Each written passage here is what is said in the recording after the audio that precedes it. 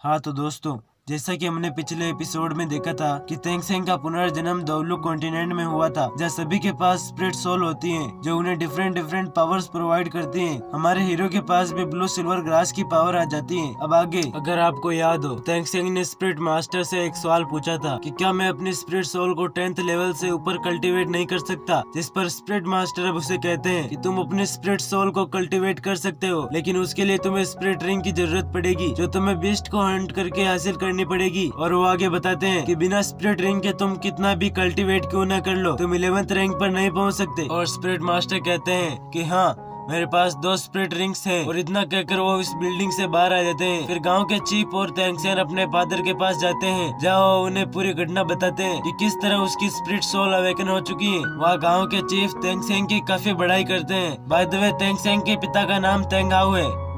तेंगाओ जब अपने बच्चे से पूछते हैं कि तुम्हारी स्पिरिट सोल किस टाइप की है, तो तेंगसेंग उन्हें स्पिरिट सोल ग्रास टाइप की बताता है। इस पर तेंगाओ काफी शौक होते हैं, क्योंकि उन्हें पता था ये क्लियर स्काई हैमर क्या है, ये हमें वीडियो में बताया नहीं गया, इसलिए हम आपको नहीं बता सकते, मगर हम आपको इसके बारे में डिटेल में आगे बताएंगे। फिर गांव के चीफ तेंगाओ से पूछते हैं कि तेंगसेंग को एक बड़ी एकेडमी में ट्रेनिंग करने के लिए जाना चाहिए, मगर इसके लिए तेंगाओ साफ साफ मना कर देते हैं। और इस बात पर लेकर उनमें बहस होती है, जो बहस काफी लंबे टाइम तक चलती है। गाँव का चीफ तेंगाओ से इसलिए लड़ता है क्योंकि तेंगाओ तेंगसेंग को घर में रखना चाहता था, और इतने बड़े टैलेंट को घर में रखना सही नहीं है। उसे बेस्ट एकेडमी में जाकर बेस्ट ट्रेनिंग हासिल करनी चाहिए और बड़ा नाम कमाना चाहिए। हालांकि कुछ समय में गांव का चीफ गुस्सा होकर चला जाता है। अब तेंगाओ तेंगसेन से पूछते हैं, क्या तुम मुझसे नाराज हो क्योंकि मैंने ये डिसीजन लिया है? जिस पर तेंगसेन कहता है कि नहीं, मैं आपसे बिल्कुल भी नाराज नहीं हूँ, आप जो करेंगे मेरे भले के लिए करेंगे। अब तेंगाओ काफी उदास हो जाता है और सभी स्पिरिट मास्टर्स को बकवास कहता है। फिर तेंगाओ तेंगसेन से अपने स्पिरिट सोल को दिखाने को कहता है, तो तेंगसेन अपना सीधा हाथ आगे करता है और ब्लू सिल्वर ग्रास की स्पिरिट सोल दिखाता है। और इस स्पिरिट सोल को देखकर तेंगाओ टूट जाता है,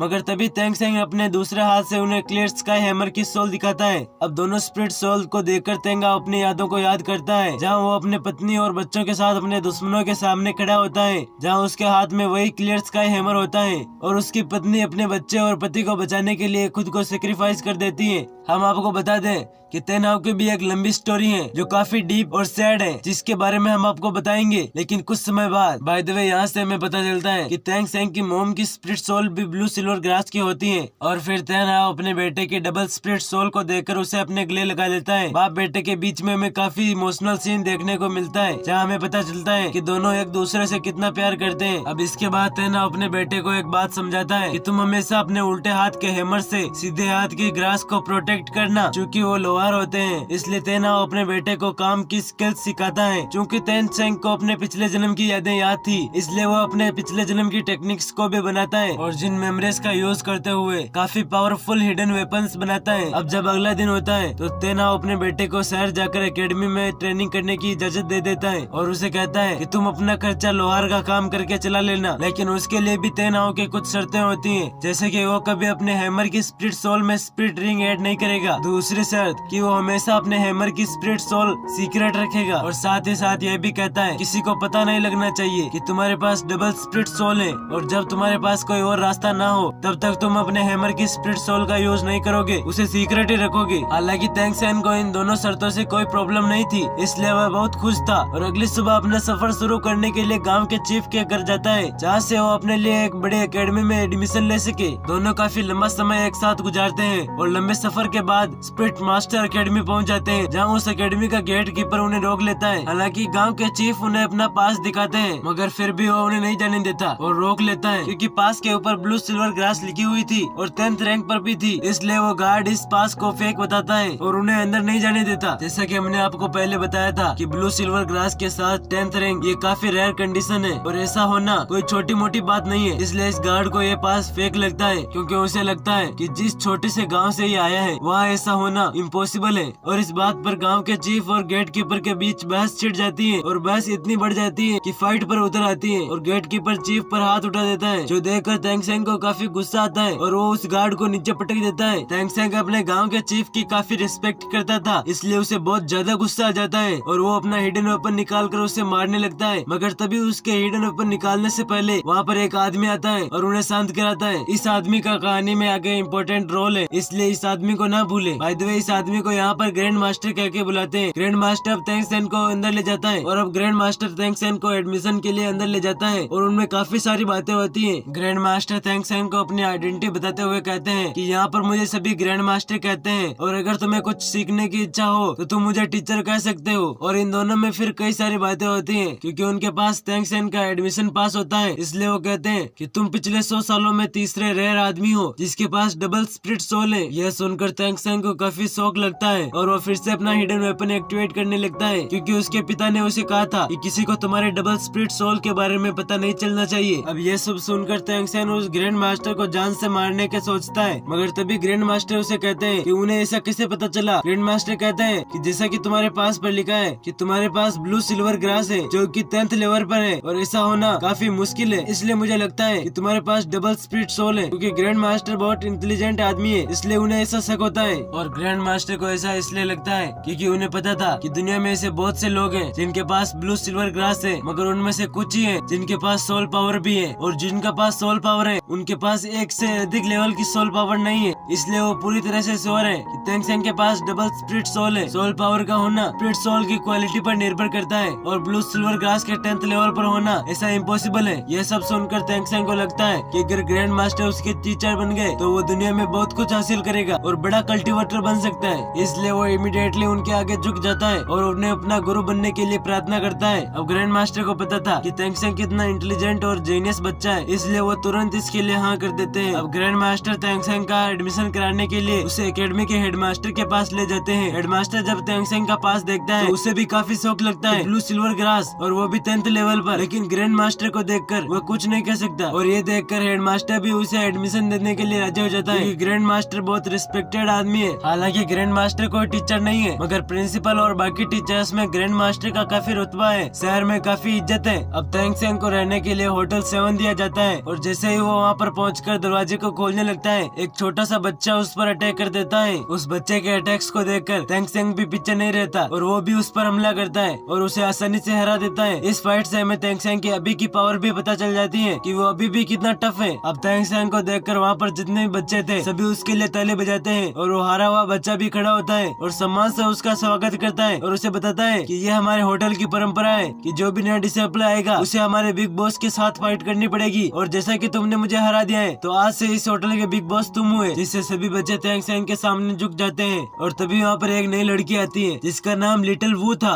और परंपरा के अनुसार तेंग सेन को लिटिल वू के साथ फाइट करनी पड़ेगी। गाइस, जैसा कि आपने देखा कि इस कहानी में हमें 2 पर्सन और इंट्रोड्यूस कराए गए, जिनमें से पहला ग्रैंड मास्टर जिनका कहानी में काफी अहम रोल है जो तेंग सेन को काफी गाइड करते हैं और दूसरी है लिटिल वू जिसका पूरा नाम जीवू है जो आगे चलकर हमारे तेंग सेन की वाइफ बनेगी। कि हमारे वीडियो काफी शॉर्ट होते हैं लेकिन अगर आपने अच्छा सपोर्ट दिखाया कि हम अपने वीडियो की लेंथ थोड़ी बढ़ा देंगे और इसे 10 से 12 मिनट का कर देंगे, मगर उसके लिए आपको हमारे चैनल को सब्सक्राइब और वीडियो को एक लाइक करना है। और अगर आपको वीडियो में कहीं लगे कि हम इसे और इम्प्रूव कर सकते हैं तो प्लीज एक कमेंट कर देना, हम आपका कमेंट जरूर रीड करेंगे। अगले एपिसोड तक बाय बाय, टेक केयर।